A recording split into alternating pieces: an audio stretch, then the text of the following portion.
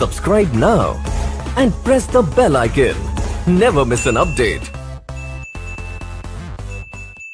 Good morning class. So now starts 1.3 and 2.3 of RBSC. तो मैंने बताया था आपको पहले ही कि जो आप पढ़ेंगे अपना सबसे इम्पोर्टेंट टॉपिक है आपकी क्लास इसका इस चैप्टर का, और बहुत टफ भी है, तो इसको ध्यान से समझना है टॉपिक को, ठीक है। तो आपको क्या प्रूव करना है? प्रूव करना है √2, √3, कोई सा भी एक आ जाएगा इसमें से, या तो √2, √3, √5, √7, √10, √13 को अपन क्या करना है? इररेशनल नंबर प्रूव करना है, ठीक है। सारे क्वेश्चन सेम होंगे बट मैंने ले लिया √5 का, ठीक है। अपन को √5 को क्या करना है? इररेशनल नंबर प्रूव करना है। Prove that √5 is an irrational number, ठीक है। अब अपन ने 9th क्लास में पढ़ा था irrational number, what is irrational number, ठीक है। इररेशनल नंबर क्या होता है बेटा? इररेशनल नंबर के लिए दो कंडीशन होती है। फर्स्ट कंडीशन तो होती है कि जिसका डेसिमल जो एक्सपेंशन है, डेसिमल एक्सपेंशन है, वो आपका क्या होना चाहिए? Non terminating and non recurring,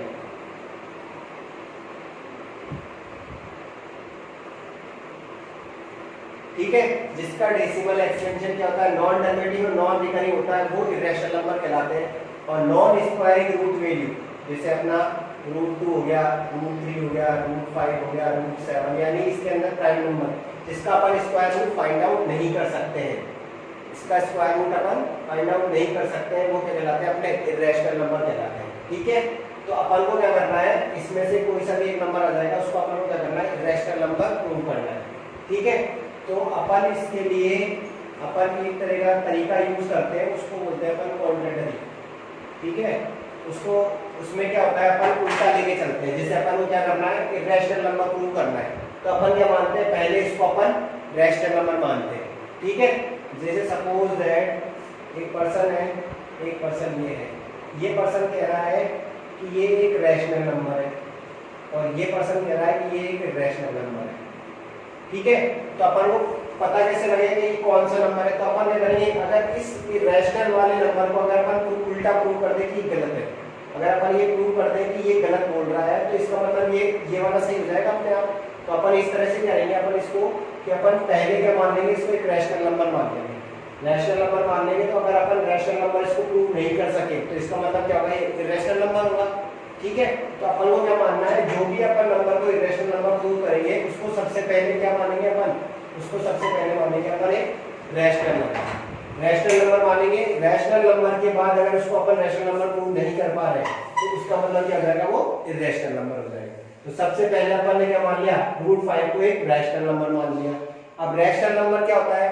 rational number होता है the number which is written in p/q form, that is called rational number. आपने ये पढ़ा अभी तक, ठीक है।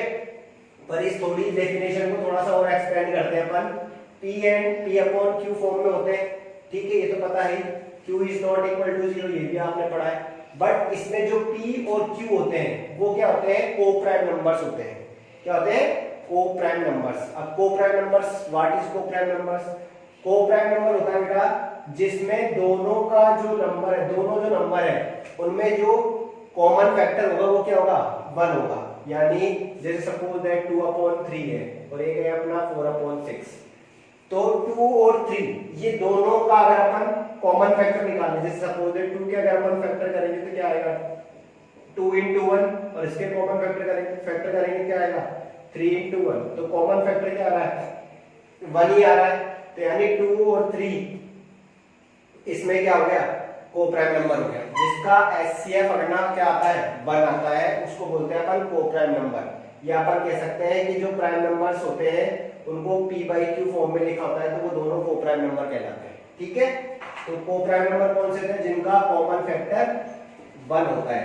या फिर अपन ये भी कह सकते हैं where p and q are prime numbers, the number which is written in p/q form and p and q are prime numbers, ठीक है।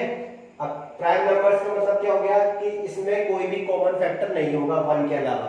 यानी अगर अपन जैसे 2 और 3 है, इसमें केवल 1 के अलावा किसी भी नंबर का डिवाइड नहीं जाएगा। जैसे 4 और 5 है, 4 और 5 में क्या हो रहा है, 4 और 5 में अपना 1 का ही डिवाइड जा रहा है और किसी का दोनों में डिवाइड नहीं जा रहा।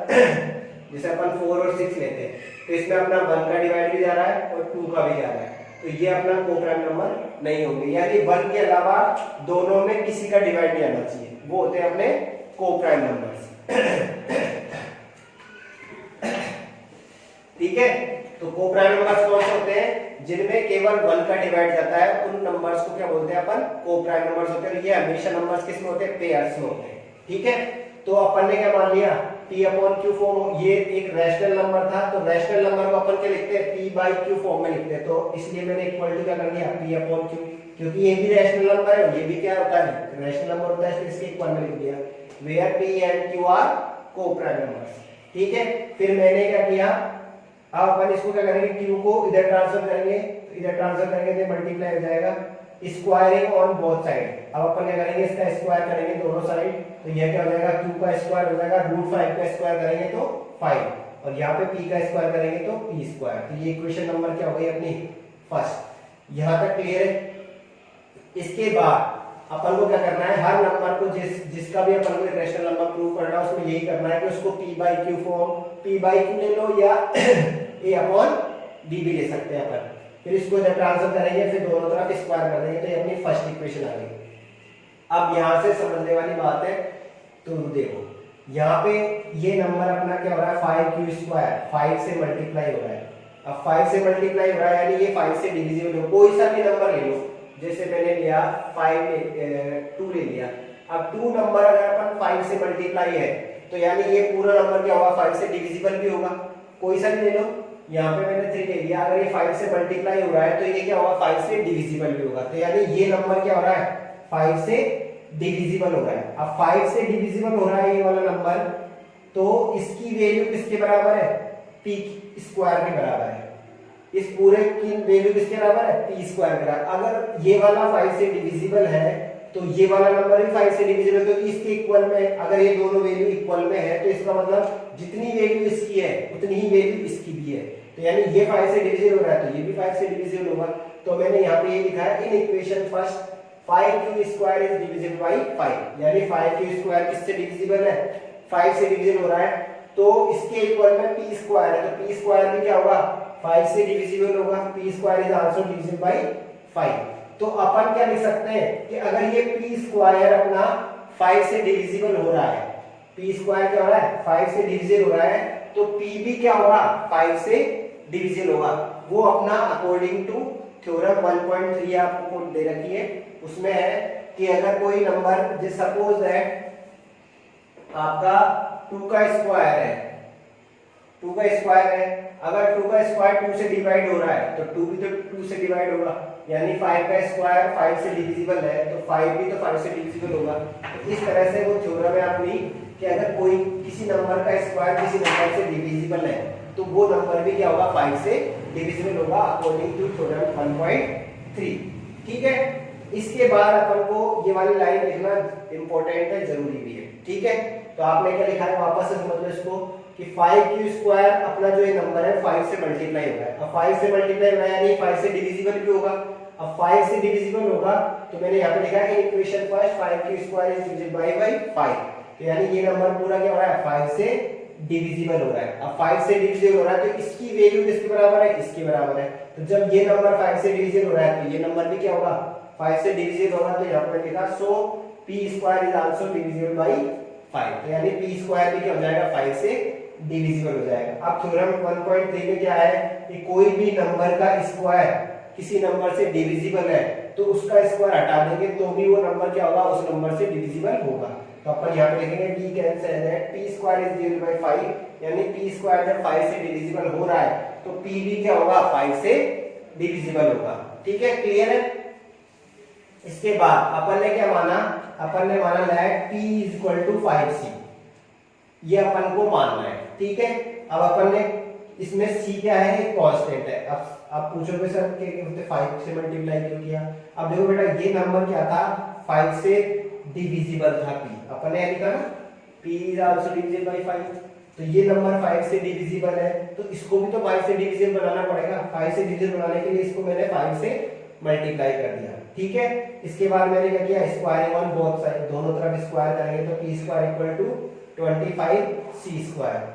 अब इक्वेशन फर्स्ट और सेकंड इन दोनों में देखो p, ये भी p स्क्वायर की वैल्यू है, ये भी p स्क्वायर की वैल्यू है, दोनों p स्क्वायर की वैल्यू है, दोनों की p स्क्वायर की वैल्यू को अपन ने इक्वल कर दिया, इक्वल कर दिया तो 5 को इधर भेजा, तो ये क्या हो गया q square equal to 5c square. अब देखो ये वाली कंडीशन अपनी इक्वेशन फर्स्ट में थी, वही कंडीशन क्या आ गई थर्ड में आ गई। इसमें क्या हुआ 5c square is divisible by 5, so q square is also divisible by 5, यानी 5c स्क्वायर अगर 5 से डिविजिबल है तो ये 5 से मल्टीप्लाई करें तो 5 से डिविजिबल होगा, अगर ये 5 से डिविजिबल है तो ये नंबर भी क्या होगा 5 से डिविजिबल होगा, तो 5 से डिविजिबल होगा तो q square is also divisible by 5। अगर अब मैंने 1.3 जो वहां पे यहाँ पे अपन ने लगाई थी कि अगर कोई नंबर का स्क्वायर 5 से डिविजिबल है तो उसका स्क्वायर हटाने पे भी वो भी 5 से डिविजिबल होगा, तो इसी तरह से q स्क्वायर जब 5 से डिविजिबल है तो q भी क्या होगा 5 से डिविजिबल होगा। यहाँ तक क्लियर है। उसके बाद देखो इक्वेशन फर्स्ट और थर्ड में, इक्वेशन फर्स्ट और थर्ड से अपन को क्या पता लगा कि p क्या हो रहा है 5 से डिविजिबल हो रहा है, और इक्वेशन थर्ड में क्या लगा कि q इज डिविजिबल बाय 5, यानी p और q को दोनों को क्या कर रहा है 5 डिवाइड कर रहा है। तो यहाँ पे मैंने ये लिखा है equation first and third p and q are divisible by 5, यानी फर्स्ट और थर्ड इक्वेशन से क्या पता लगा कि जो p और q है वो 5 से डिविजिबल हो रहे हैं, यानी 5, so we can say that 5 is a common factor of p and q, यानी 5 क्या हो गया कॉमन फैक्टर हो गया। कॉमन फैक्टर होता है तभी तो डिविजिबल होता है, अगर कोई का नंबर ये 3 है इसका कॉमन फैक्टर हो गया 5, 4 का भी कॉमन फैक्टर हो गया 5, तब ये मल्टीप्लाई हो रहा है तभी तो डिविजिबल होगा।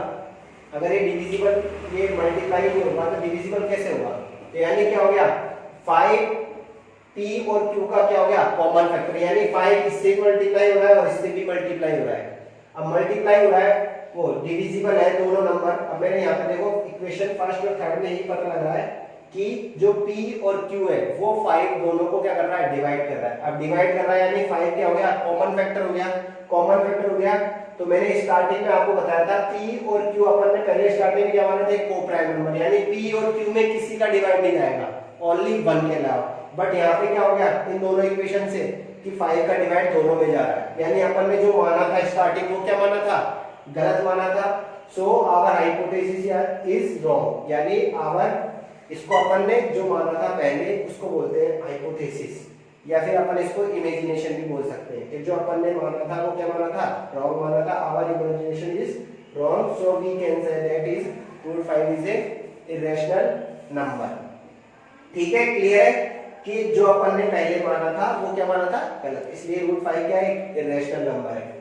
ठीक है, इसके अलावा मैं वापस से एक बार रिवाइज करा देता हूँ, आपको देख लो वापस समझ लो इसको कि अपन ने सबसे पहले क्या करना है रूट 5 को एक रैशनल नंबर मानना है। रैशनल नंबर क्या होते हैं p बाई q की फॉर्म में होते हैं, p अपॉन q की फॉर्म में, तो इसको p अपॉन q की फॉर्म में लिख दिया।